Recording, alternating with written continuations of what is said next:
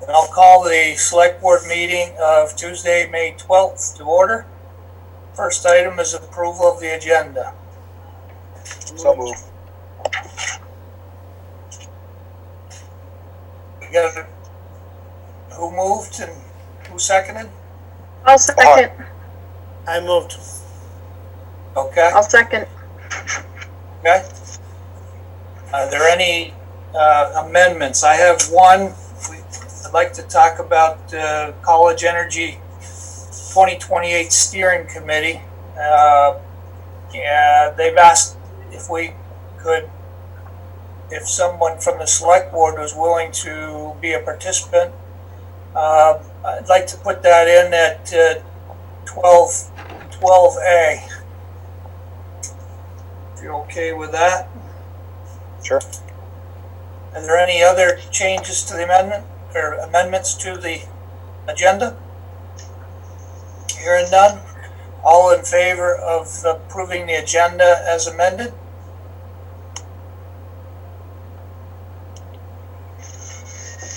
Okay. Next is approval of minutes of the April 28th regular select board meeting. So moved. Second. Moved by Farhad, seconded by Victor. Are there any changes to the draft minutes? Hearing none. All in favor of approving the minutes as drafted, signify with a thumbs up. Ryan, I'll abstain. And we've got Lindsay, so 6-4-1 abstention. Is there anyone who's on that would like to speak on something that's not on the agenda? Amy, I know you said that you're just sitting in. How about Karen, are you in for the update? I think I know what everybody else. Sorry, yeah, just listening. Sorry. Okay. All right, so then we'll move into an update on the downtown bridge replacement project. I asked Mark Alexander, VP of Construction at Kabricki Construction, to join us to give us an update as to how the project is, where the project is at, and what the future is looking like. So with that, Mark, I'll go ahead and turn it over to you. Okay. So we're back. I'm sure everybody noticed we're back in town here this week. We're albeit kind of slow. Right now, with the rules in Vermont, we're allowed 10 people on site total. When we creep over that number of people, it triggers some other requirements. One of them being COVID testing for our employees. So we had reached out, it's been going on about 2 weeks. We've been trying to get our hands on some COVID tests. Latest, greatest we have on that is they're coming in on the 18th. So if they show up on the 18th, you'll see our presence in town increase at that point, and we'll be able to pick it up to 15 out-of-state employees. At which point they will also come to town and be there for a 14-day run. Because they don't want us commuting back and forth at that point. They want us to come and have our people stay for 14 days, at which point they would be able to go home after that. So we're kind of, slowly getting back to work here.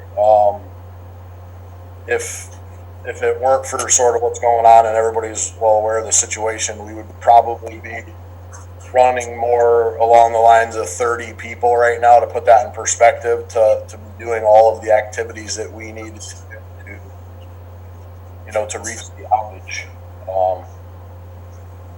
We've got our fingers crossed that every Friday there's been a sort of a slight change in the governor's position. So we're hoping that as we get close to the end of the week, we may get a little more relaxation that'll allow us to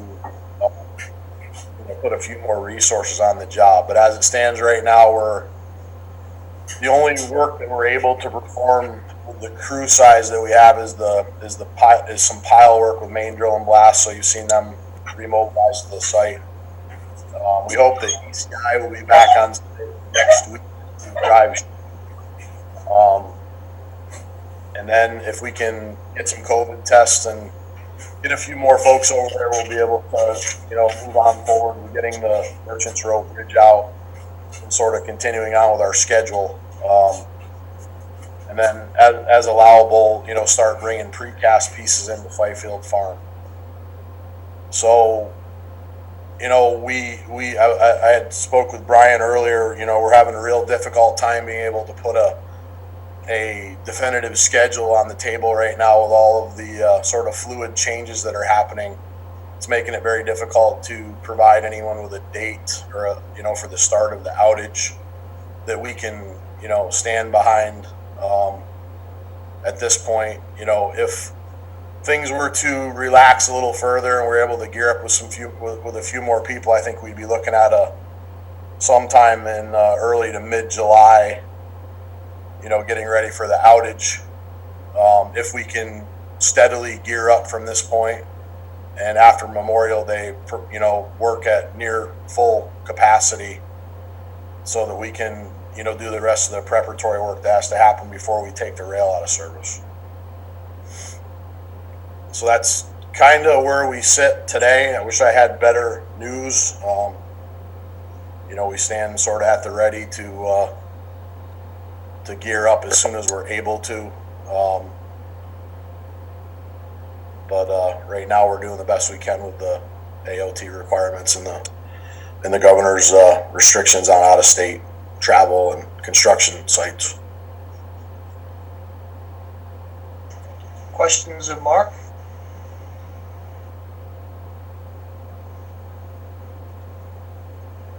Okay, Yeah, I have actually one when you get a chance to.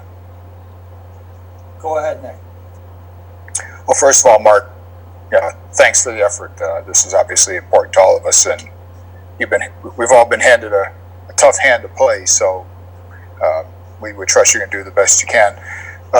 And certainly, and I don't know if I really need to say this, but just I will anyway, is that if there's anything we can do as a board to help out, if there's something else you need. I mean, I'm thinking about how last year when you asked for the Merchants Row closure, but if there's anything we can do, just let us know through Jim, because we're all on board to get this thing finished.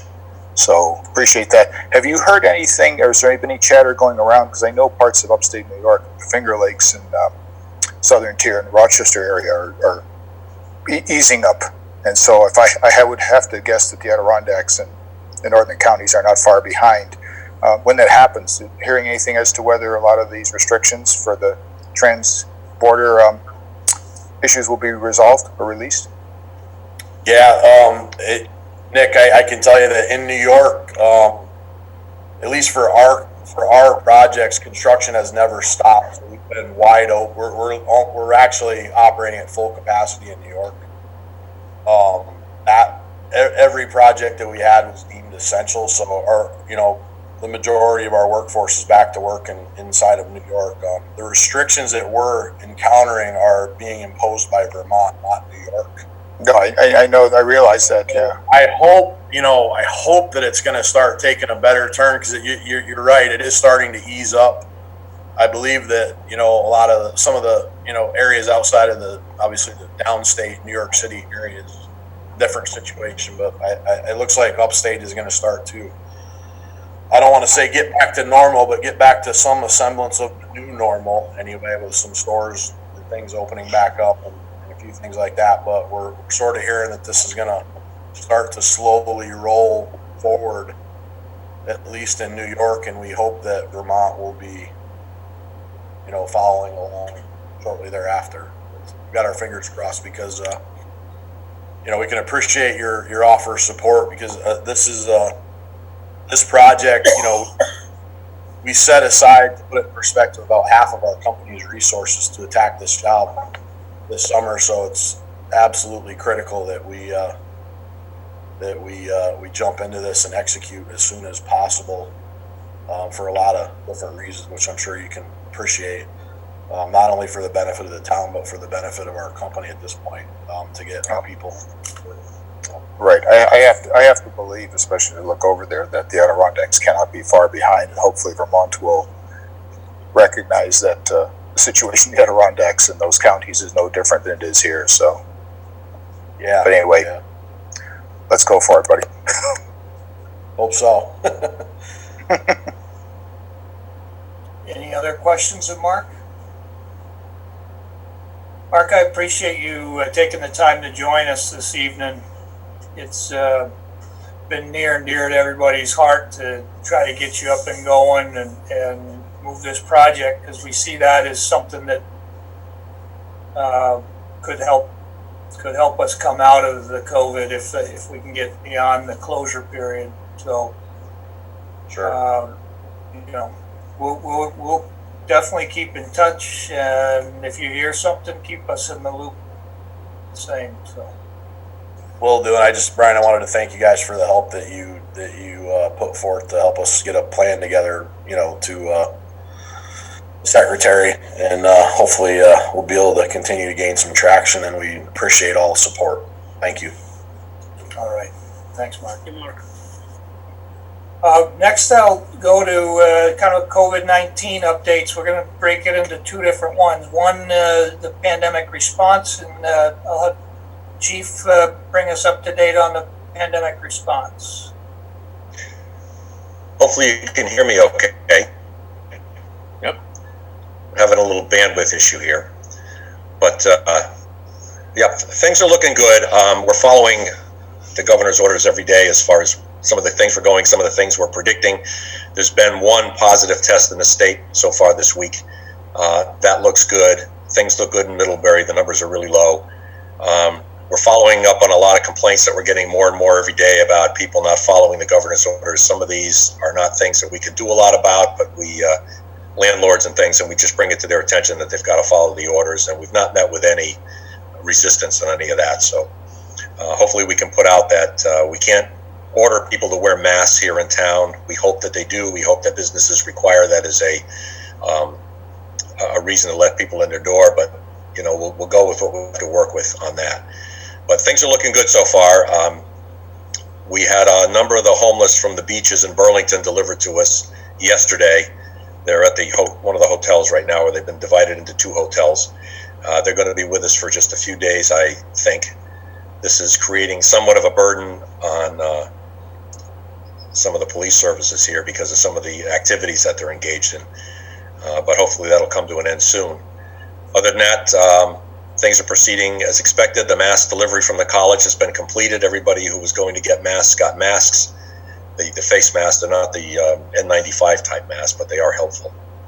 And other than that, nothing new to report. No stresses on the town or the police department because of this. No unusual stresses. It's all good news, Chief. I think every one of us is enjoying reading your daily blog situation report. You've been incredibly creative and informative, so it's enjoyable to read a little bit of common sense once in a while too. Yeah, we try to make it simple. Well, it's entertaining and it's well written, and as I suggested to Tom, he should collect them all and publish them. He'd probably get the Pulitzer Prize. But it's the only email I enjoy receiving every day, and it's hard to believe that I enjoy receiving an email on that topic. But it's really fun. Thank you. Thank you. I have a question, Tom. Yes. Last two times you mentioned about the retail theft. What's the situation now? You still hear a lot? We're getting some retail thefts, and they're not for the kind of things that you would think we would have retail thefts for. Nobody's stealing food and meat, cigarettes and liquor and things like that. So the problem I see is we have seen an increase in retail theft in my store, quite a bit actually. The people wearing the mask is actually masking them. We can't identify them. So unless I catch them stealing red-handed, there's no way of telling who it was. When I watch the cameras later on, I see things missing. I see somebody stealing, but I can't tell who it is. Yeah, that's compounded the issue for us. But if you let us know, there's other things that we can do. they've gone somewhere before they've gone into the store, and we check with other video systems around to see if we can mix and match. Somebody's seen a car, we've seen a car at a gas pump, that kind of thing. So there's other things we can do. If you let us know, and we'll take the report and we'll follow up on it. All right. Thank you. Okay, any other questions, the chief? All right, the second aspect is the pandemic recovery, and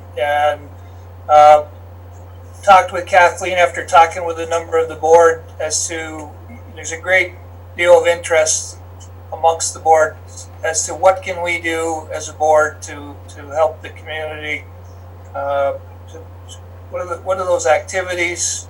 First, do we understand what's exactly the situation for the various businesses? So I talked with Kathleen, and she pointed out there's two efforts, one a state and one more local, in trying to define what what the situation is with the business community, and then trying to query what those activities are that could help them. Fred Kenny has joined us from ACDC. They're leading a group that is termed themselves the Addison County Recovery Team, and they have sent out a survey. Fred, if you're prepared to talk, we'd like to hear a little bit more about. Did he drop off? I don't see him now. I'm here. You are here. Yep. Okay. I think everybody would enjoy hearing about what's going on and what kind of response you're getting. Sure. Have three things to tell you about. First, as you mentioned, we've had a group going on for several years called the Addison County Development Cabinet that consists of kind of the directors of the regional organizations that get together to collaborate and coordinate on important economic and community development issues like housing, transportation, workforce development. And the Addison County Workforce Alliance kind of grew out of that a year ago. But more recently, we decided that a subgroup of that group is formed the Addison County Recovery Team. And it includes many people from that Addison County Development Cabinet, a lot of the directors of regional organizations like myself, United Way, the Regional Planning Commission, the Housing Trust, and the the three downtown organizations are involved. And we've invited the two town managers and the city manager to join that group as well, from the city manager from Virgin. We've had a couple of meetings, and we're now meeting every 2 weeks. We're also trying to coordinate with the three task forces that were set up by the governor and ACCD to make sure we're not duplicating what they're doing, but trying to feed them information from our region. Like with the development cabinet, the goal of this group is to coordinate and collaborate towards recovery. When we meet, we're talking about, what can we do together so we're not stepping on each other's toes? What can we do to collaborate and coordinate to help towards recovery? We have actually sent out 3 surveys. One, the 5 business organizations that are in the group, ourselves, the chamber, the 3 downtown organizations, and SBDC, plus we have a couple of members of the creative economy group, one from Middlebury College and another that the regional rep for the creative economy. So they're all on this group, and we all got together and sent one survey to businesses through our mailing list. That closes this Friday, but we're getting a great response. We've got over 200 responses already, and so we're working on putting together that information And, we'll do a summary and send it out to all the stakeholders, including the town. The United Way also sent out a survey to nonprofits, and we'll have the results of that survey by the end of this week as well. And then a group of service providers, social services, workforce development, other types of service providers are sending out a survey to their clients who would altogether kind of be characterized as employees. Our survey went to employers, so theirs is going to what would be employees or just, regular citizens. So we'll hopefully have their results back in a couple of weeks. So we'll summarize all those results and share them with all the stakeholders, including the town. And we're also holding a town hall meeting, kind of a listening session on May 26th. So our next Addison County Recovery Team meeting is next Tuesday, and then the following Tuesday we'll have this town hall. So we'll get input from that session as well to add to the survey. So that's the recovery team summary. Also, I was contacted yesterday through the Department of Economic Development. I was contacted by the Economic Working Group of the Federal Recovery Task Force, so not the state one created by the governor, but this is a federal task force that's headed up by FEMA. And they were looking for 3 Vermont communities to kind of representative communities to conduct what they're calling a rapid needs assessment. And the Middlebury area of Greater Middlebury was selected as one of those. So they've contracted, FEMA Region 1 has contracted with the Global Resilience Institute at Northeastern University, and they're going to, over the next 2 to 3 weeks, they'll be trying to contact and interview, a couple dozen people in each representative town. So they've picked the Middlebury area, Bennington, and they're working with the state to identify one other area to be the representative kind of area. So they'll do this rapid needs assessment, feed that up to FEMA Region 1 along with representative towns from all over New England. So they have 18 altogether. And they'll use that information to kind of decide how federal funds should be targeted. So it's kind of neat that Middlebury was selected for this. So I'm kind of the point person to connect them, this Global Resilience Institute, who's a contractor for FEMA, with appropriate people in the Middlebury area to do interviews about economic recovery. So obviously I'll connect them with several people that are on the recovery team, Kathleen with Brian or whoever else on the select board you'd like to have them contact. They'll do remote interviews with you over the next couple of weeks. So that's another thing that's going on. So they're looking for representatives, political representatives, private sector, social services, people to talk to in this region. They're also going to attend our next recovery team meeting and ask that recovery team questions. And then they're going to listen in on the town hall the following week, and that will supplement the interviews that they do with folks around Middlebury. And we'll share our survey information with them as well in aggregated form. The third thing is, so let me know if you want me to connect them with other people in town government or on the select board other than Kathleen and Brian. The third thing is there's a couple of one definite funding opportunity coming up and one possible one on the state level. The Agency of Commerce is submitting a pretty substantial ask to the legislature for a portion of the CARES Act money that came to the state for economic development. They'll submit it to the governor by probably the beginning of next week, and then it'll go to the legislature. And it includes several ideas for funding that'll fill kind of some of the gaps that we've seen with the federal funding. Some of the businesses and organizations that aren't eligible for PPP or EIDL, or that may not get funding through those channels.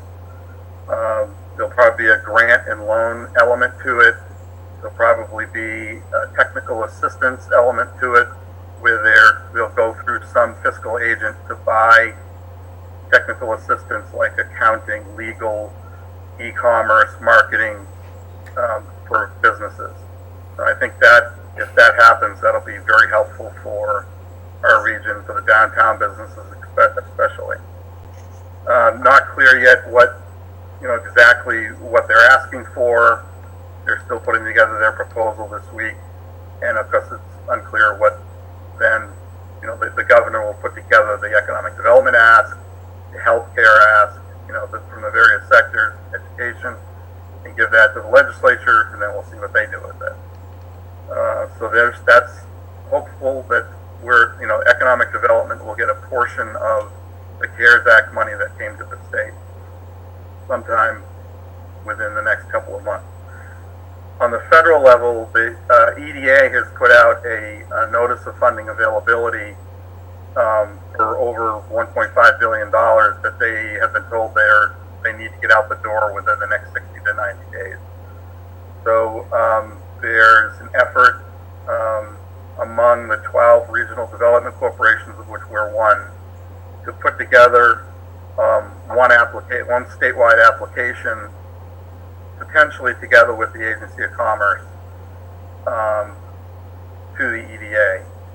And in addition to that, a statewide application that might be for capacity, might be for technical assistance, for loan and grant programs. Several regions are also putting together applications, and I talked to Adam Luigi today, and we're looking at the potential for an application that would be a multiple region or multiple county application: Chittenden County, Central Vermont, us, and Rutland. I think we'd have a much better chance of getting funding for a larger region than if we just applied alone for Addison County. That could be for long-term economic development planning, but also, again, for technical assistance, grant, loan programs, assistance for downtown businesses. And I've been talking to Karen and the other downtown organizations and with Rob at the Chamber about ideas to put in that application. And because Adam will have some infrastructure and community development aspects in it as well.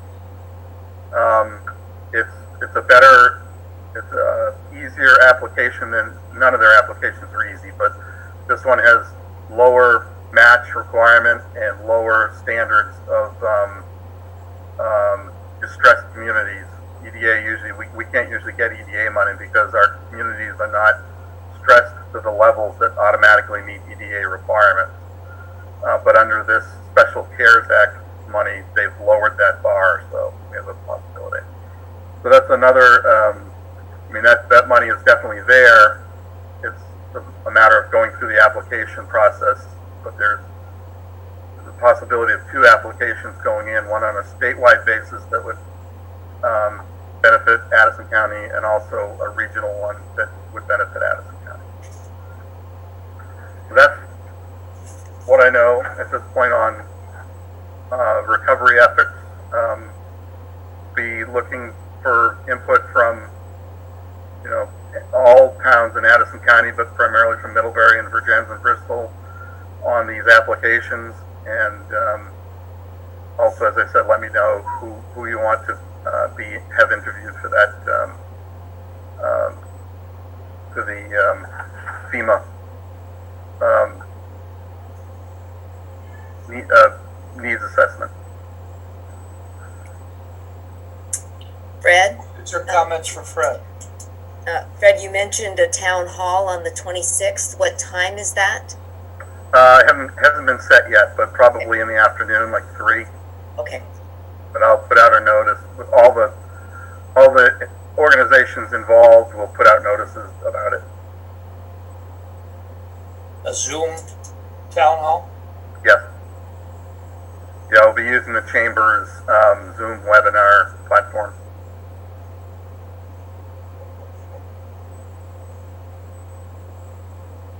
Any questions of Fred? Comments?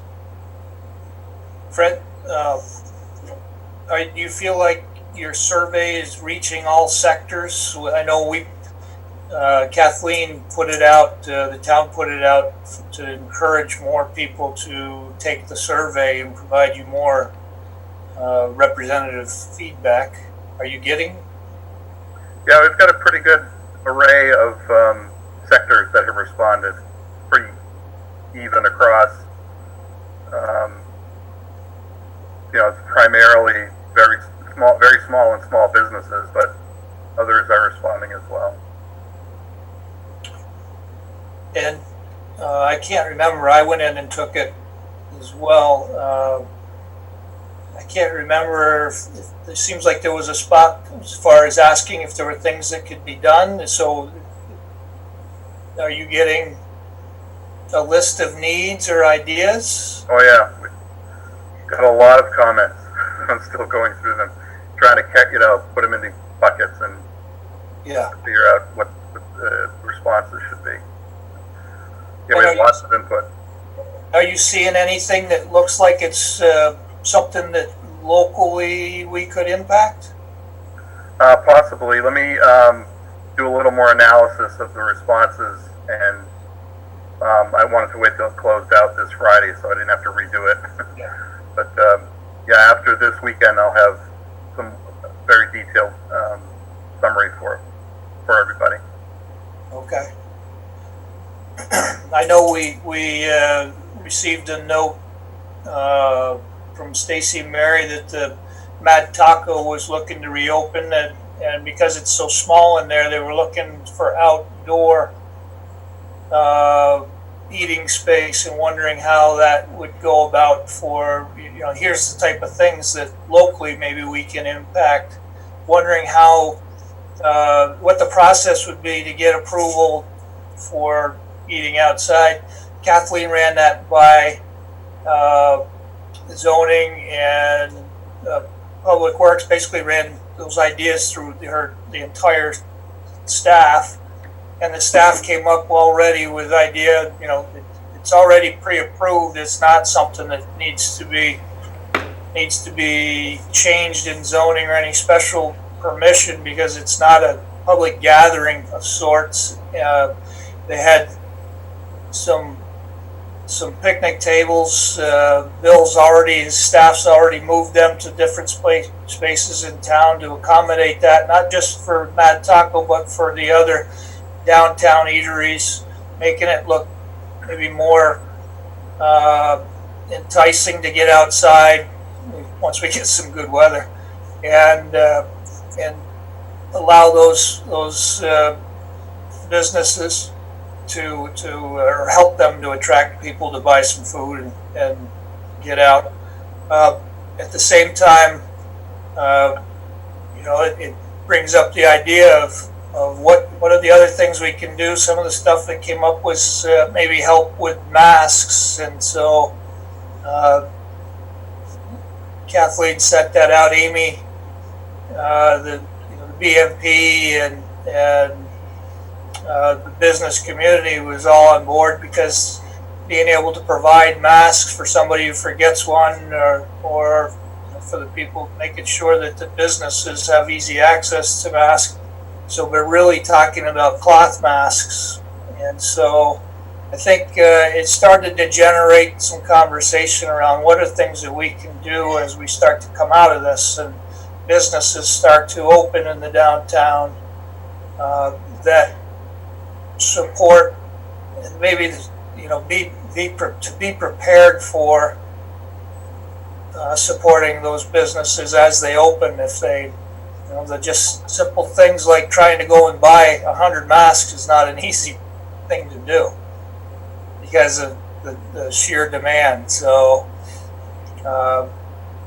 what, I guess, are there things that people are thinking about? Questions, comments on things that we can do as a board or as a community to support the next steps? Yeah, we would definitely like to hear about those so that we make sure we include them in these applications that we're going to put in.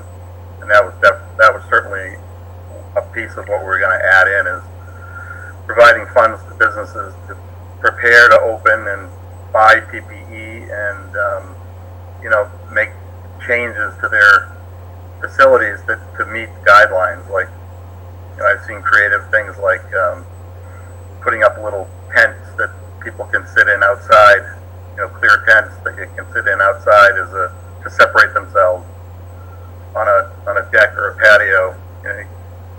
So, but that costs money. So those are kind of the things we're thinking about for this funding. Hey Brian, it's Karen. So every week I'm on a downtown call with the rest of the downtowns in Vermont. And we're sharing all of the ideas collaboratively, and a few of these have come out of that as well. And then I'm doing a roundtable discussion on Thursdays with retailers. So we have one this Thursday. So I can ask specifically, excuse me, I can ask specifically that question this time. If there's any of those types of ideas, I think businesses so far have been kind of focused on the much bigger impact types of things and less focused on the maybe smaller things that really do still matter. So I can specifically ask that on Thursday and pass that information along. I think that would be great, Karen, because, well, the big muscle moves of payroll protection plans and EIDLs and stuff like that are more federal and really driven up from access to major capital. I think there may be things that now as we start to reopen that the town can do to be a participant in supporting that. And sometimes it's simple little things like making sure that we've got places that's comfortable for people to eat outside, and so that the restaurant isn't limited to just a handful of people to be in there at any given time. That people can, when the weather's nice, they can order food and be served outside at social distance. So,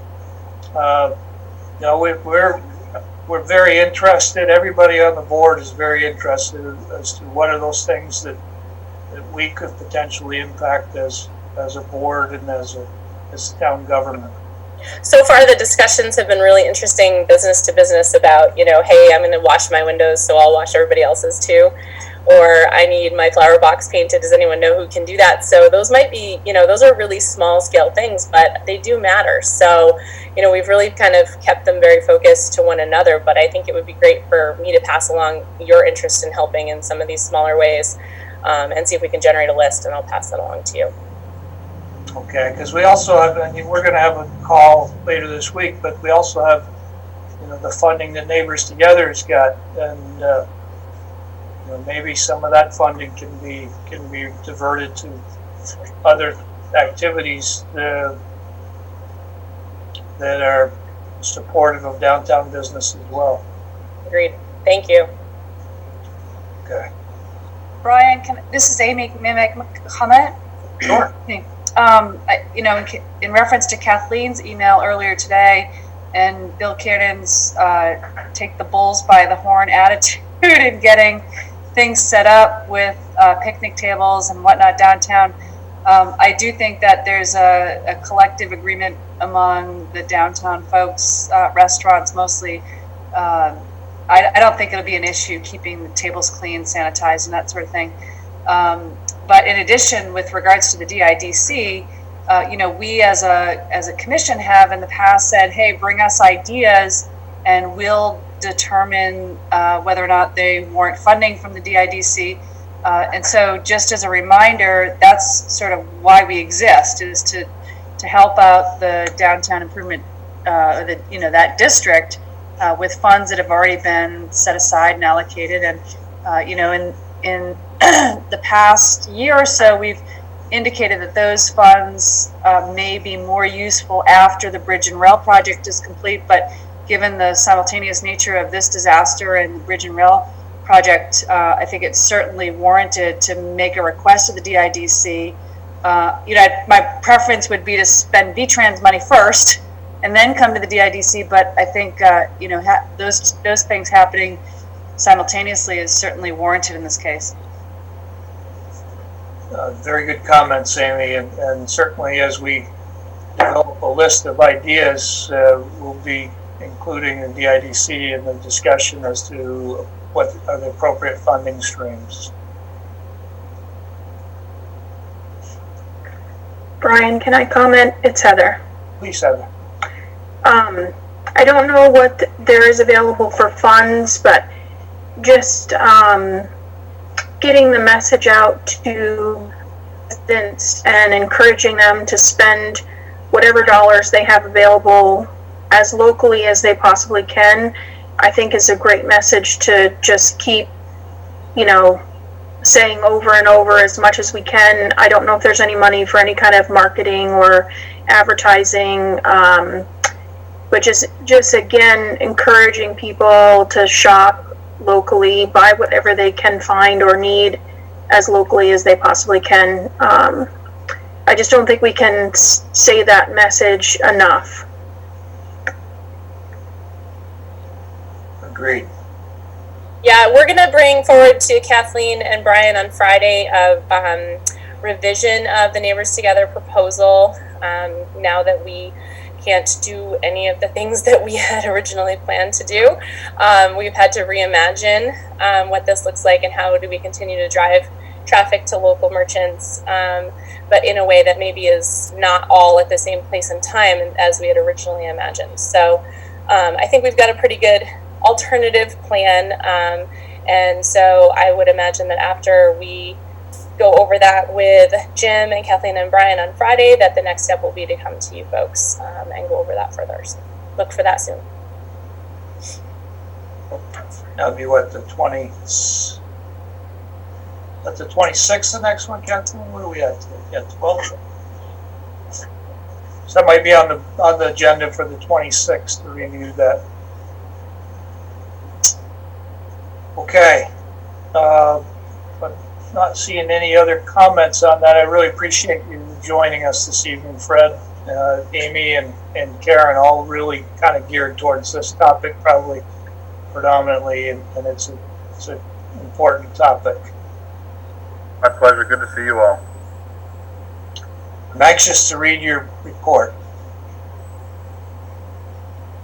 Thanks. So next, Thank you, Fred. I'm sorry? Oh, I just said thank you, Fred. Oh.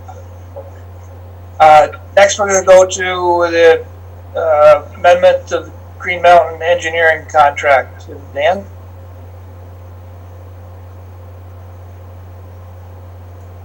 Contract for Green Mountain Engineering. This is for the Dow Pond area water line out on 116.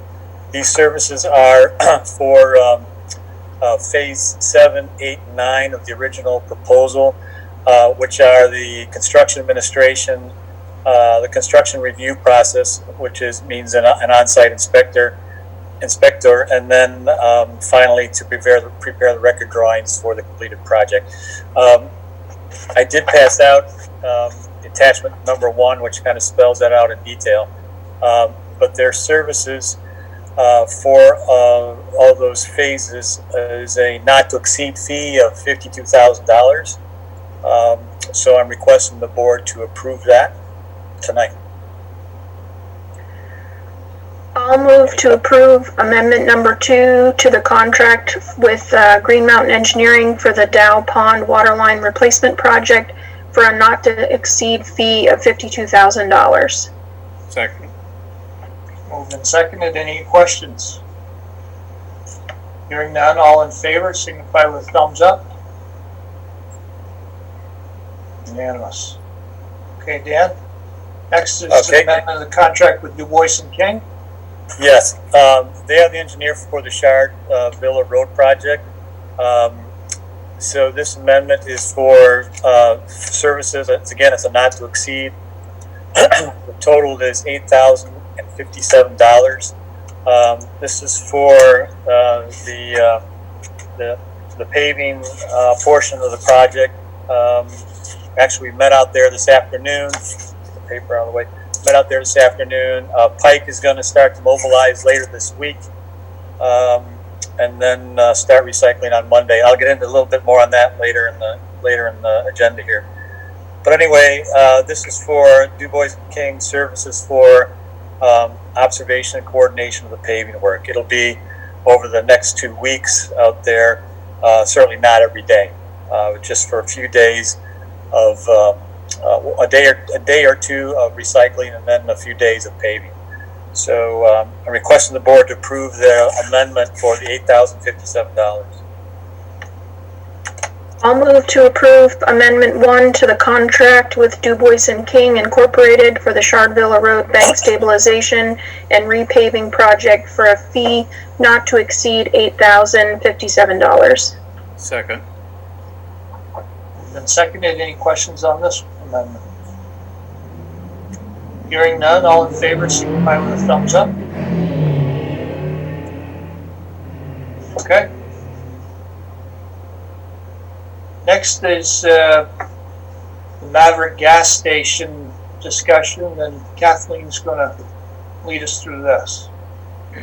Sure. As the board may recall, several years ago, we had a scoping study done of the Charles Court Street and Monroe Street intersection, and the Maverick gas station at the corner of that intersection figures prominently in any relocation plans. At this time, that the Maverick gas station is out for bids with a group of other gas stations around the Northeast. Although we're not in a position to submit a bid for that gas station, Dan Werner, Jen Murray, and I thought that it would be good to send a letter to the current owner asking them to include our interest in that gas station with the bid package. And so that's what this letter is designed to do, to convey our interest to the current seller and any potential buyers. Yeah. I obviously didn't know about this until I read it, but it's very interesting. So Maverick is being sold with a bunch of other gas stations, and they're going to be sold as one group. So that's why we don't qualify. So you put this out with the bid, giving the buyer the idea that he knows that somebody's interested in buying this piece of property. Is that correct? Correct.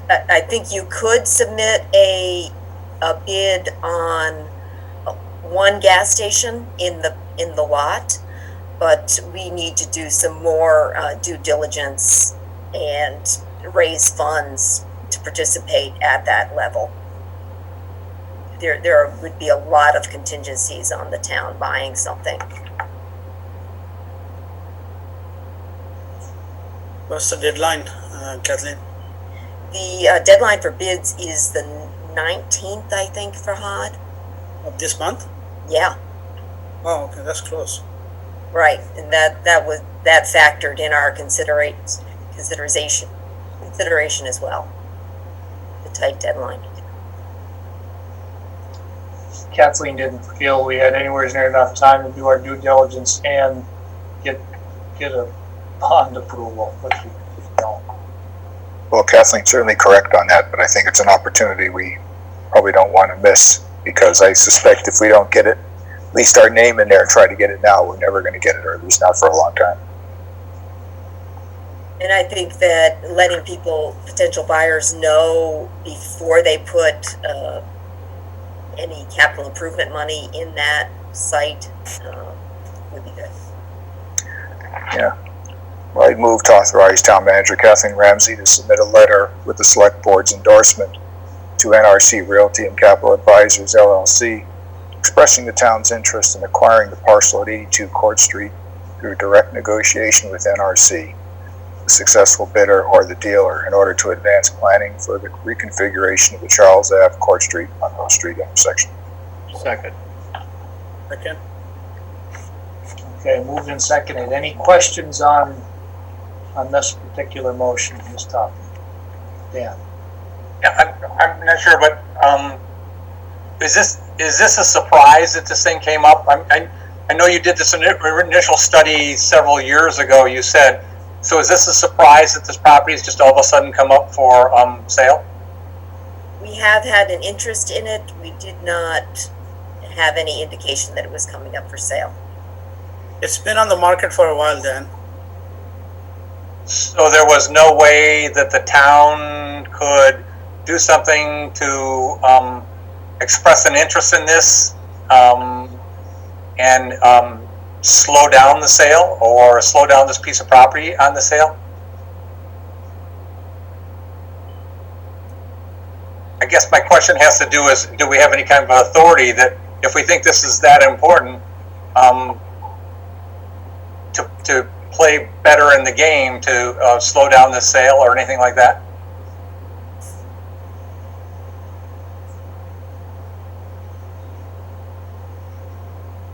I think the hope was that if, because I'm not knowing what the other properties that are bundled with it look like, but that this one, in a street that's already got quite a few gas stations, that maybe buyer would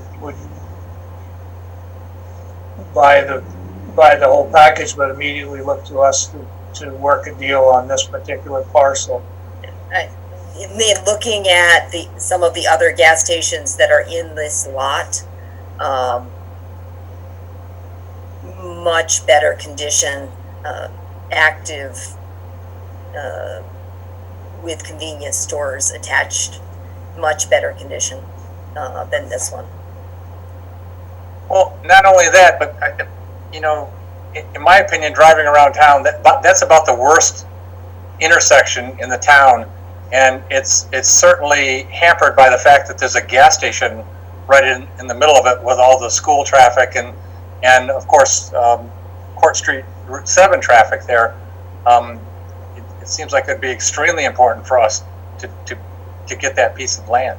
So there is, the board does have, the town has eminent domain capacity, but the town has been reluctant in the past to exercise that unless it's absolutely the last resort. Well, it would be a costly process, but it does seem to me there is an issue also of public safety involved here, and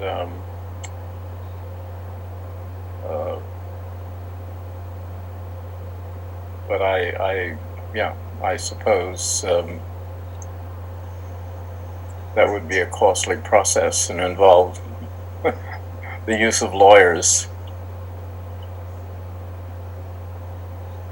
But that opportunity is not lost even after this sale occurs. Correct. Well, I would assume that I can't imagine someone wanting to put a gas station in there again, although it's possible. But I suppose, Kathleen, if someone wanted to put a gas station in again, would it have to go through the DRB? It's already a gas station, right? So. Right. Anyway, I think at least it would need a site plan review. But eminent domain is not lost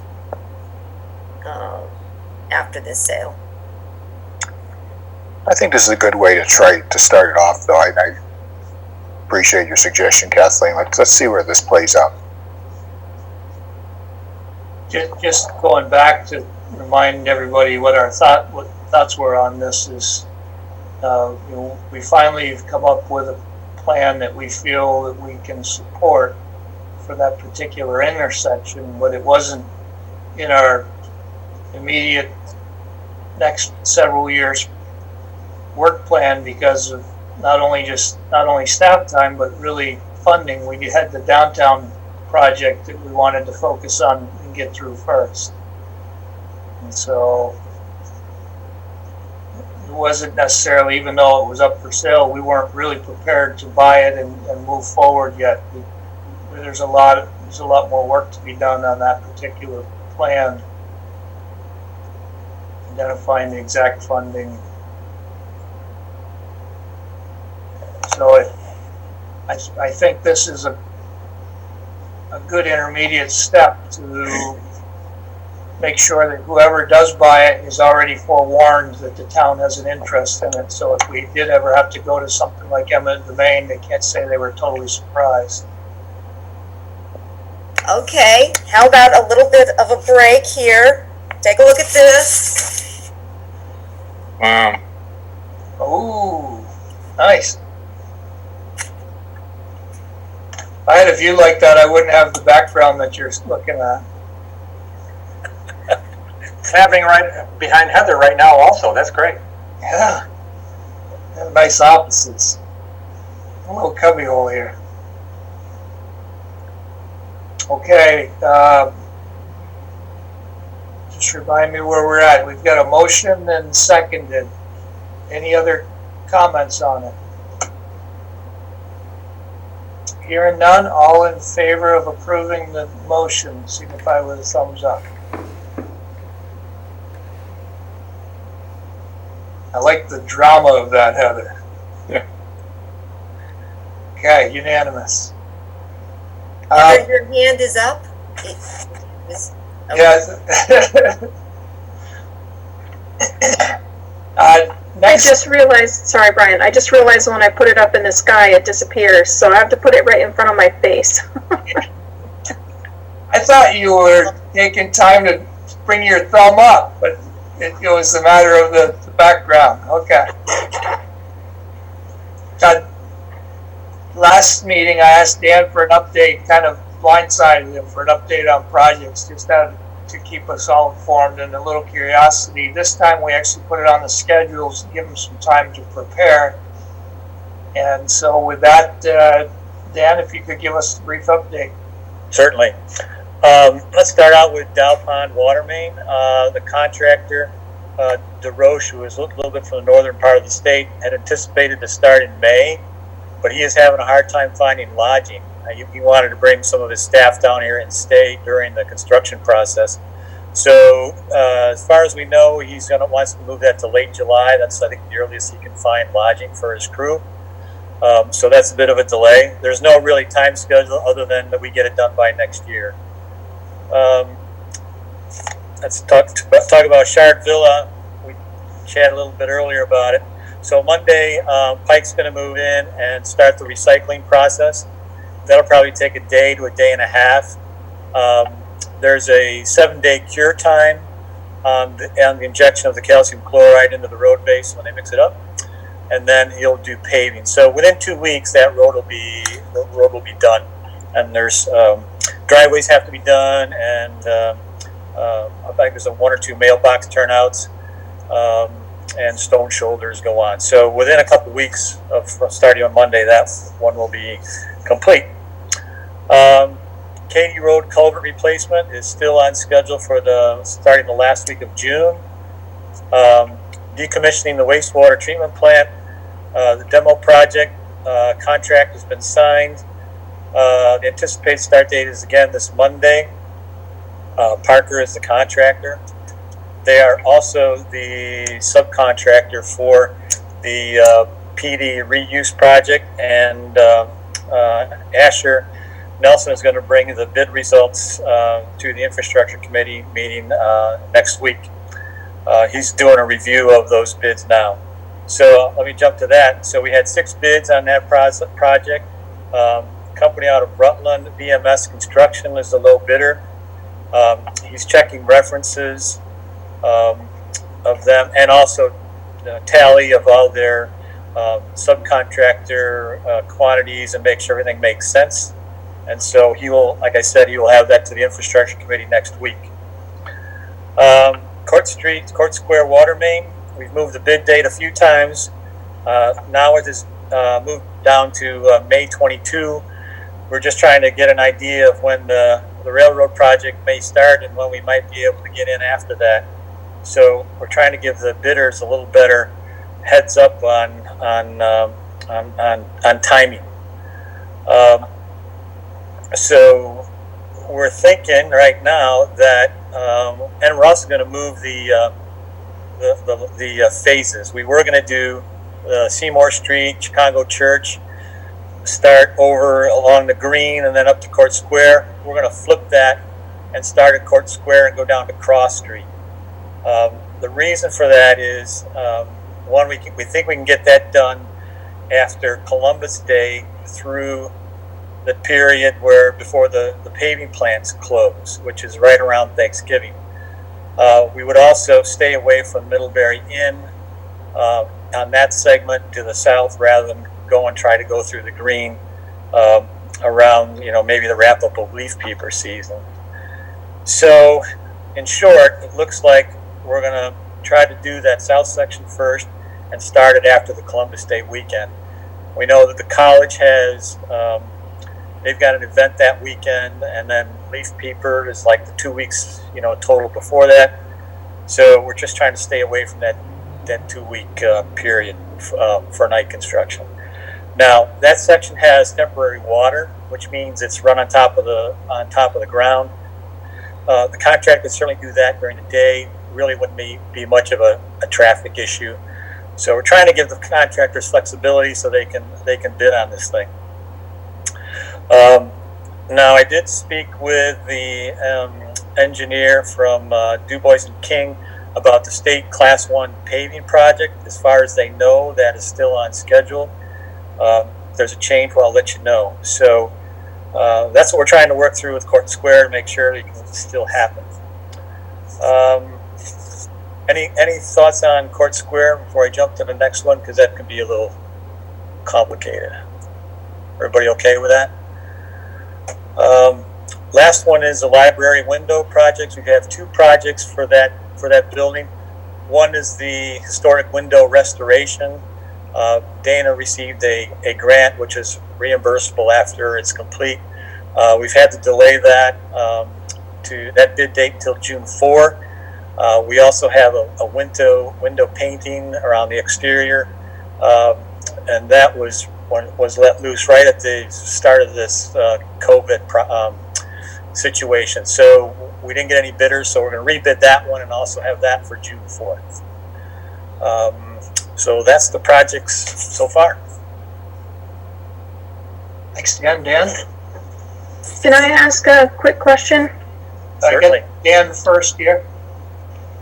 Too many Dans. Every time you say Dan, you're up, it makes me nervous. But I have a very general question, and this is because I'm naive about this. But do we always award the contracts to the lowest bidder? You're not required to. As long as the bidder is responsive and responsible, in other words, that their bid is complete, the numbers make sense, their unit costs make sense, they are, a business that has good references, they're financially secure. All those things are checked out by either the architect in this case, with a PD building, or the engineering firm that we hire. They do all that background check to make sure they're a responsible bidder, and that their bid items make sense. So you don't have to, but it usually works out that way. Okay, thank you. Yeah, I used to fly airplanes for the Navy, and I was always concerned flying airplanes were built by the lowest bidder. So I just kind of a question. I hear you. Heather? Dan, I know we haven't had a chance to talk about this in infrastructure committee yet, but I'm just thinking now, looking at your report, and it didn't come to me earlier, so I didn't go back and look, but that 701 bid for the building reuse, that's under Asher's original estimate, correct? Didn't he have an estimate of around 800 something? $734,000, I believe. Okay, so we're good then. We are good on that. There's been some math issue clarifications, so it's maybe a little less than that 701. But we also had some add-ons, alternates in that bid. One was to redo the doors at the control building. So depending on where things shake out, we may add those things on, but he'll spell that out for us. Yeah, I didn't think about it earlier when I was reading this. That just occurred to me while you were reviewing. I was just curious where it came in to what we were anticipating. So that's good news. Thank you. Yep, you're welcome. Well, that is good news. Anyone else? Questions of Dan? Dan 1, Dan 2? It's kind of like our business. So now there's 3 Bryans. It's very confusing. Okay. Thank you very much, Dan. You're welcome. Thank you. Kathleen, request of the state of Vermont Property Valuation Review Division. This is fairly straightforward. The state Division of Property Valuation and Review, which oversees all the town's filings having to do with its grand list or property value summaries, has extended their deadlines for filing our paperwork with them till August 15th from about June 15th, although municipalities are encouraged to file as soon as possible. While we do not anticipate having to take advantage of the extended deadline, the board is asked to approve the request for an extension anyway. So we think we'll meet all of the deadlines, but we just want to have this in case something unforeseen comes up. Pleasure of the board. I'll move to authorize Select Board Chair Brian Carpenter to sign the request for an extension for filing the town of Middlebury grand list with Division of Property Valuation and Review to August 15th under the provisions of 32 VSA 4342. Second. Moved and seconded. Are there any questions on that? Hearing none, all in favor, thumbs up. Unanimous. Thank you. Next is 12A, the agenda item that I asked to insert, and that's the College Energy 2028 Steering Committee. Let me find my email here. And Kathleen sent it out to you this afternoon, but the college has asked for a select board representative to the Middlebury College's Energy 2028 Steering Committee. And John Barstow, who is a consulting assistant for them in this project, asked on behalf of Jack Byrne, the college's Director of Sustainability Integration, for someone on the board inviting us to have a participant in the college's steering committee, and it meets quarterly. Looked at the commitments of our board and who is involved in this type of stuff, and already a little bit his background. And Lindsay has a background with the infrastructure committee, understands a lot of that, and is our participant on the energy committee. I'm recommending, unless somebody really would like to be considered as well as Lindsay, but I'm recommending Lindsay on the grounds that she understands how the activities that they do integrate within the infrastructure of the town, and as well as working through the town's energy goals, and so that they're working in concert with each other. And she brings that back to the board, so informative on both sides. I asked Lindsay, and she said she would very much enjoy being a part of it. Does anybody have any other feelings on this particular thing? Well, I got thumbs up from Nick. If there's- Well, I gave that to you, but I wanted to make sure this wasn't the first time you heard about it. So I'll make a motion that the board appoint Lindsay Fuentes George as its representative to the college Energy 2028 Steering Committee. Second. Moved and seconded. Any other comments on that? Hearing none, all in favor, thumbs up? Okay, thank you very much. Thank you, Lindsay. Thank you. Interested to see how that, what they've got going on. We've kind of lost touch a little bit because there's been hasn't been that long time-wise, but it's been that long as far as activity-wise. I do believe that they're getting ready to submit the Act 250 request for the solar project. And so I think that's still on the books to move forward, but you'll maybe inform us better after your June meeting. Definitely. Look forward to it. So with that, we'll go to 12B, which is Kathleen updating us on year-to-date budget reports. Generally, we're tracking with what we did last year. We came out in a good position at the end of last year. Any expenses, any revenue reductions that we've seen will be offset by some minor reductions in expenses, like for the recreation department, although we're expecting some significant budget revenue shortfalls in the $50,000 range potentially, depending on what can happen this summer. We'll also have some corresponding decreases in expenses for camp counselors and such, depending on what our programs look like. So overall, we're on track for where we should be this year. Taking a close look at projections for next year, which we'll all be looking at together as we know more. For this year, our local option tax is well on track, as we had very good returns in the first 3 quarters of this fiscal year. We'll be getting one more payment this year, and that is the Q1 payment, January 1st through March 31st.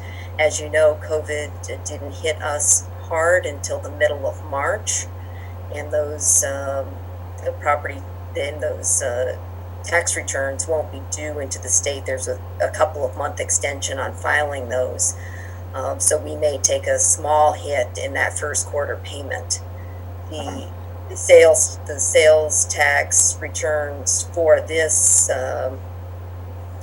quarter that we're in right now, which will be significantly down, I would estimate, are not going to be reflected until next fiscal year.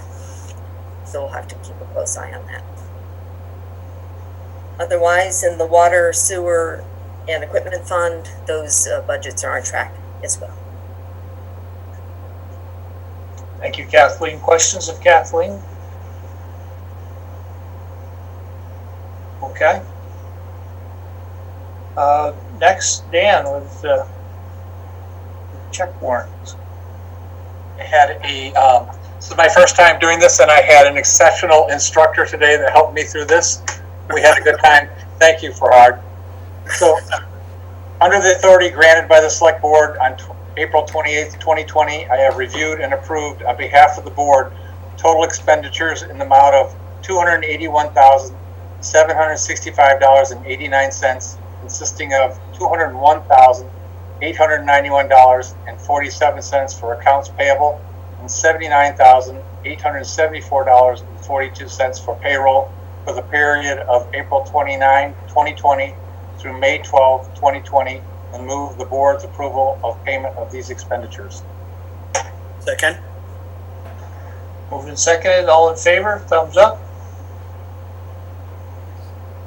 Okay. Thank you, Dan. Next is the town manager's report.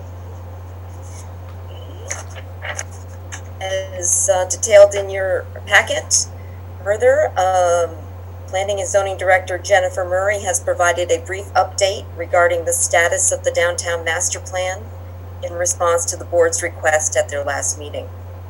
She reports that she has been working with the consultant, Town Planning and Urban Design Collaborative, TPUCDC, to finalize the plan, a draft of which would then go to the Planning Commission for review and to the state for technical review of the transportation and stormwater components. He anticipates a final report will be ready for the select board review in the July-August timeframe.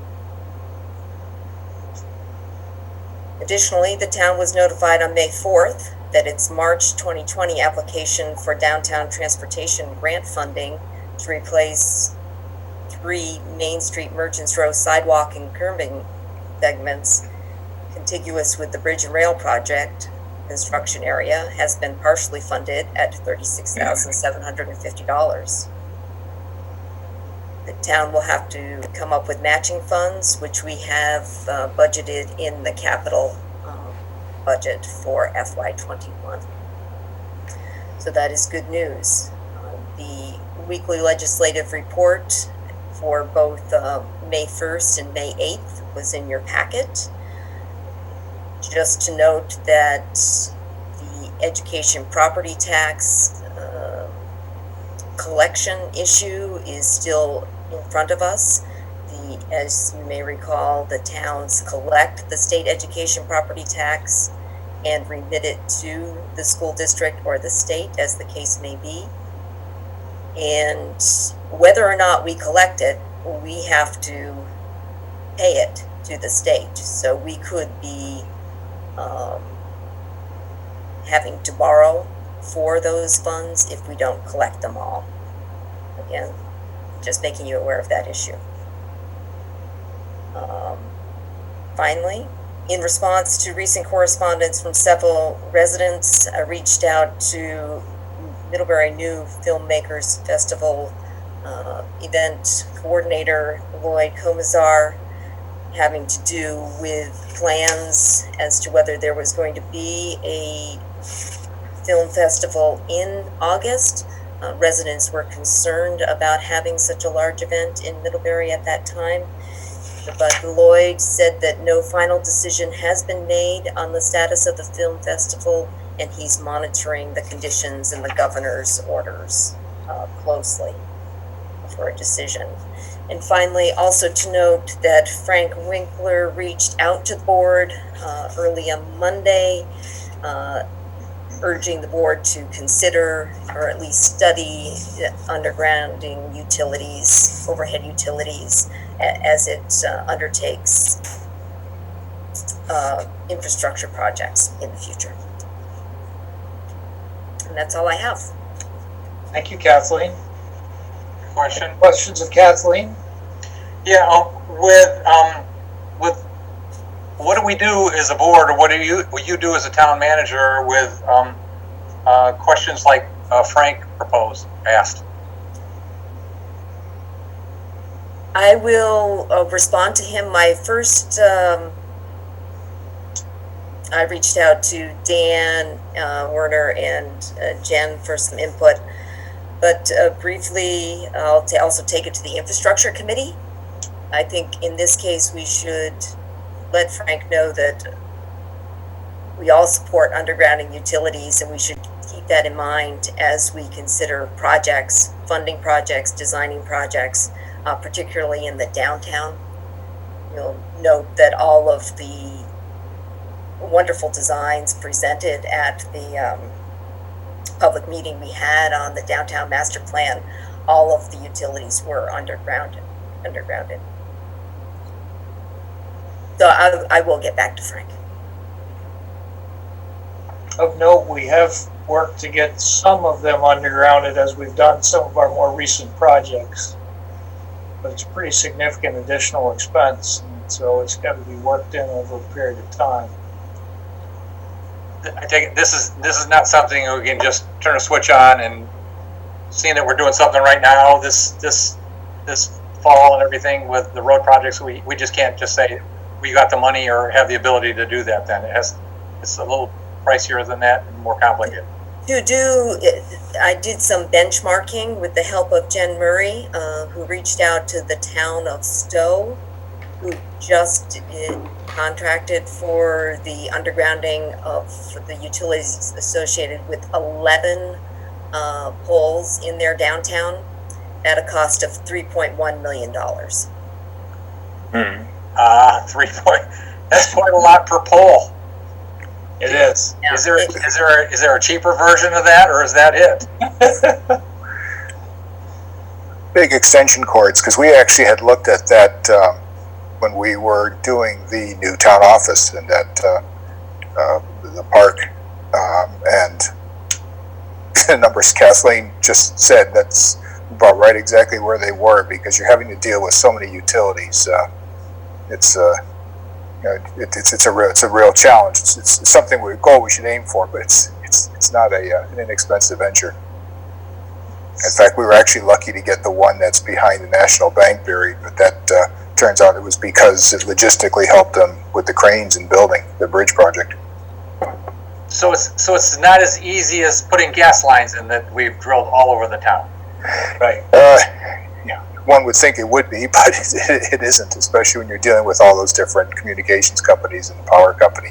Plus, there's really strict standards, as I understand, for just burying high voltage electricity. That's, gas is strict, electricity is like really strict. I mean, it's not like just putting a little conduit into the camp or something. Well, that's what I was thinking. I got some friends. We could do this if you need help out. I think Heather's got the equipment. We could just go start digging, right? That's what your dad and I used to do together. We used to think up things like this, and Well, there'll be a lot of noise in the downtown soon with the bridge project, so maybe somebody won't notice the extra noise. Over the years, we did many a project that way. So can I make a couple of comments? Absolutely. So first, Kathleen, can we add to the infrastructure committee agenda for next time, or the 21st, if there's room and time? I'd like to take a look, now that we know what we got for the sidewalk in the downtown. We set aside money for the match, but then we also have our annual appropriation for sidewalk work. And I don't think Dan's gotten to the point of bidding anything. Does the money we've set aside for that, can we appropriate it to that project for this year? And does that get us where we need to be with the grant and the match money? So you don't have to answer that right now, just something I would like to talk about in infrastructure while I'm thinking about it. And second, so just in case Mr. Winkler is listening tonight, I think my response at town meeting was the one he was referring to as being curt, so I wanted to apologize that I came across that way, one, and two, I had a pretty good sense myself, but couldn't provide any numbers or scope, off the hip at town meeting, but I had a sense we were talking about a multi-million-dollar project to underground utilities in the downtown, and as with, we have a lot of priorities in infrastructure right now that we have a lot of need, and while that's something that I would love to do, I don't see it as being something that we need to do right now. I see a lot of projects that we need to do, and those I think are a little higher up on the priority list. But if the citizens of Middlebury thought that that was a higher priority than some of the other projects, and they wanted to support a bond vote, that's what I think I was trying to get at in town meeting was, if the citizens want it to happen and they're willing to pay for it, I think we can move something like that further along. I just see so much stuff in infrastructure that we need to do. For me personally, that just higher up on the priority list, but we can certainly reevaluate that if there's more interest than I realize for that type of thing. So anyway, that's all I wanted to say. Okay, thanks, Heather. All right, if there's nothing else for Kathleen on that, I'll move to board member concerns. And I'll start with Victor. Okay, I have two things. We've been talking about public works projects, and I think one that I would like to see get on our list is a sidewalk that comes into the Marble Works. You have those two curves, and I obviously would probably require taking some property, but I walk that fairly regularly, and it's sometimes like taking your life into your hand. I mean, people come around the curve rather quickly, and I've seen the benefit of the sidewalk. For example, the sidewalk we put in that goes around Weybridge Street and to the Pulp Mill Bridge, and it's changed. It brings traffic safety and pedestrian safety, and as more people are out walking, I think this is something that we ought to be wanting to do sooner, I hope, rather than later. So I would just hope that this might get on our public works list. And secondly, just with the term of public works, and I suppose maybe I'm a purist for words, but the infrastructure is actually both a barbaric term, and it's also an improper term, because it means literally structures that are under the ground. The Latin term infra means below, beneath, or hidden. So when we're talking about infrastructure, we mean sewers and pipelines and or perhaps even buried power lines. But when we're talking about bridges, roads, buildings, and so on, or whatever, anything you can see, that's not infrastructure. Public works, on the other hand, does represent the fact that these are works that belong to the public, and they're paid for with public funds. And therefore, and in fact, we have a Department of Public Works, not a Department of Infrastructure. So I would like to see us change the name of Infrastructure Committee back to Public Works. It's certainly easier to pronounce if you ever try it. And as I say, it's a barbaric term, and we should have never used it in the first place. And I would like to revert to the old name of the committee. Okay, so we'll have to put that on for discussion after people have thought about it here. Dan? I have nothing. Thank you. Okay, Farhad? First of all, I would like to, if you have noticed the last 10-15 minutes, all of a sudden I started eating a lot of food. I was just breaking my fast. So, welcome to the food. I want to apologize. I didn't want to be disrespectful, but well, you should share it.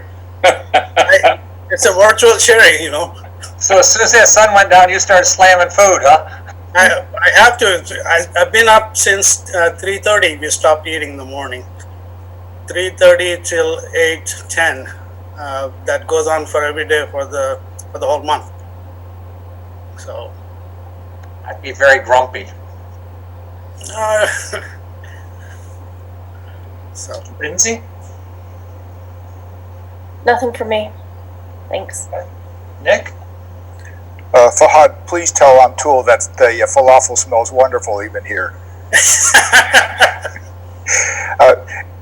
It's I always like to find the humorous things sometimes out there, and I'm really finding this.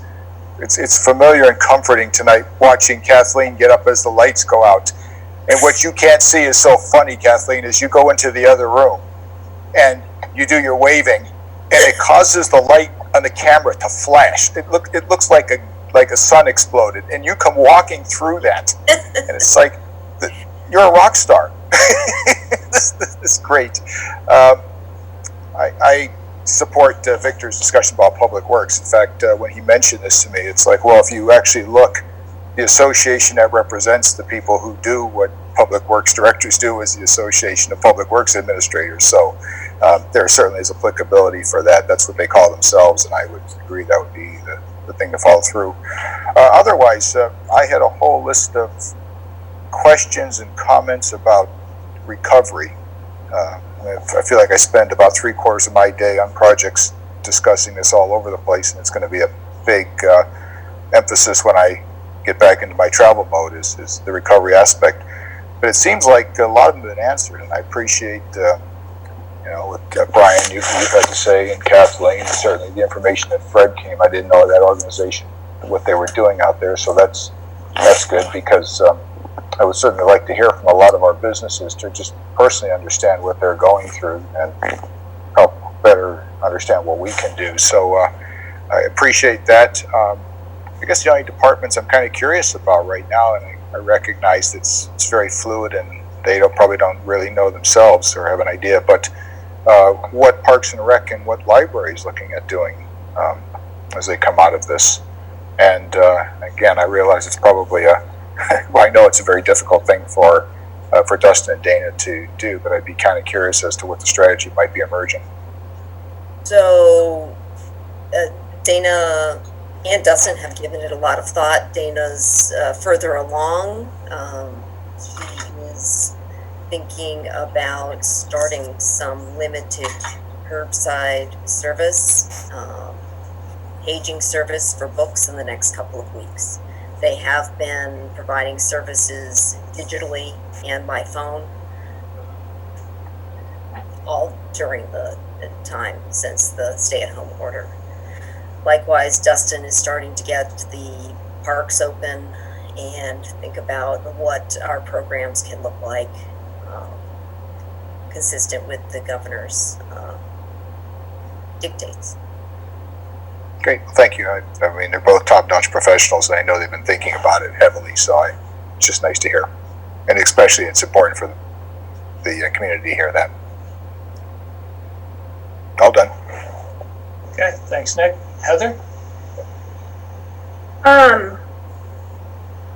So I'll have to Victor's comment about the sidewalk in Marble Works. We do currently have, I'm pretty sure it's Otter Creek Engineering under contract regarding the rail platform, parking, amenities, engineering, along with some stormwater road work in that area that Victor was referring to. I can't recall off the top of my head if that included any sidewalk work or not. But if it was thing we wanted to consider while we've got that engineering going on in that area, it might be, something to consider. I can't remember if it's included or not. I'm kind of leaning towards no, but I can certainly follow up. I noticed that Dan Warner is off, so he would be the one to answer that question for sure. And then to Nick's comment about Kathleen and getting up and waving the lights, it might be helpful if we offered to put a detector in Kathleen's office so she didn't have to get up and walk into the other room. So that was the only comment I was going to make. Maybe she's doing it on purpose so she make that grand appearance every time she comes. Yeah. I personally like the flash. I just think that's pretty cool. So, Nick, things are rough over there, aren't they? we're looking for joy. There's joy everywhere we can find it, Kathleen. Okay, well, thank you all. Are there any hang fires here? Anything that somebody thought of at the last minute? If not, I'll entertain a motion to adjourn and see you in 2 weeks. Moved. Second. Moved and seconded, all in favor? All right. Getting a little bit better with this tool that we have here, so about the time we get good at it, we'll be back in meeting in person, hopefully. We hope so.